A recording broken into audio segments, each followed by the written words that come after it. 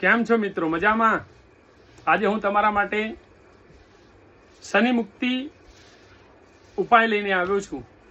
શનિની મહાદશાની અંદર જે કોઈ પીડાતા લોકો હોય એને શું કરવું જોઈએ?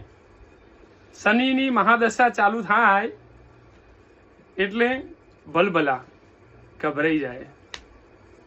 તો શનિની મહાદશાની અંદર ગભરાવાની જરૂર નથી.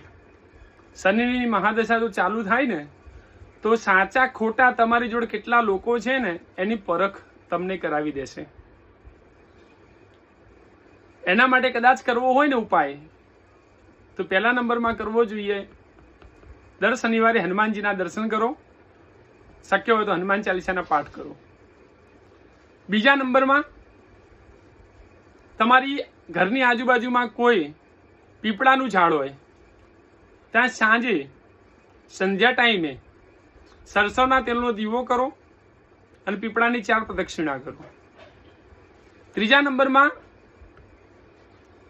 તમારા ઘરની આજુબાજુમાં કોઈ શનિદેવનું મંદિર હોય ત્યાં આગળ જઈ સરસવના તેલનો દીવો કરો અને ત્યાં આગળ જઈ શનિ મહારાજ ઉપર સરસવના તેલનો અભિષેક કરો અને શનિ મહારાજને દર્શન કરી અને એક જ મંત્ર બોલો, નીલાંજનમ સમાભાસમ રવિપુત્ર યમાગ્રજમ સાયામાર્દર સંબોધમ તમ નમામિ શનીશ્વર.